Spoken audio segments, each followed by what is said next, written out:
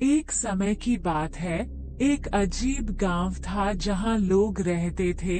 उनके साथ वहां कुछ बुरी घटनाएं घटने लगी थी।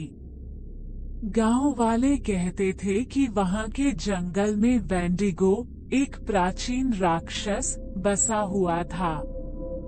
उस जंगल का माहौल हमेशा से ही डरावना था। एक दिन गांव के एक छोटे से लड़के का नाम आर्यन था। वो बहुत ही निराश था अपने जीवन से और वो जानने की चाहता था कि क्या वेंडिगो सचमुच में मौजूद है। एक दिन उसने अपने दोस्त राजू के साथ मिलकर यह सोचा कि वो जंगल में जाकर देखेंगे क्या सचमुच वहां कोई वेंडिगो है या नहीं। अगले दिन आर्यन और राजू ने रात के समय जंगल की ओर रुख किया। जंगल में पहुंचकर वे अचानक किसी अजीब आवाज सुनने लगे। आर्यन की हृदय धड़कन तेज हो गई थी, लेकिन वो और राजू आगे बढ़ते गए। थोड़ी देर बाद उन्होंने वहां वेंडिगो को देखा। वो एक भयानक दृश्य था। वेंडिगो का शरीर दीवार की तरह मुड़ा हुआ था, उसकी आंखें लाल थीं और उसकी दांतें तेज दिख रही थीं। आर्यन और राजू डर के बावजूद आगे बढ़ते गए।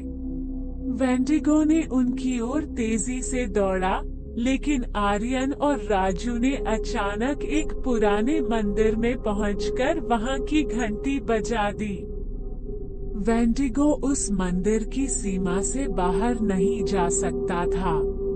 वहां की पुजारी ने उनकी सुरक्षा कर ली। आर्यन और राजू को बचाने के लिए वो पुजारी ने वेंडिगो के खिलाफ पुराने मंत्रों का प्रयोग किया। उसकी प्रार्थना और विशेष मंत्रों की शक्ति से वेंडिगो कमजोर हो गया। वेंडिगो भयानक आवाज में चिल्लाया, लेकिन उसकी ताकत कमजोर पड़ी। पुजारी ने उसे दूर करने के लिए एक पुरानी वेदी में ले जाकर वहां की अग्नि में डाल दिया। वेंडिगो चिल्लाते हुए जलकर खत्म हो गया। इस घटना के बाद गांव वालों ने उस मंदिर को पुनः सजाया और उसकी पूजा की। आर्यन और राजू ने इस घटना से बच गए, लेकिन उनकी यह अनुभवशीलता हमेशा उनकी यादों में बनी रही।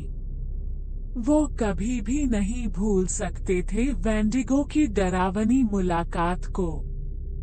अगर आपको वीडियो पसंद आया तो लाइक, शेयर, सब्सक्राइब करना ना भूलें। मिलते हैं फिर नई कहानी के साथ, तब तक बाय, जय हिंद।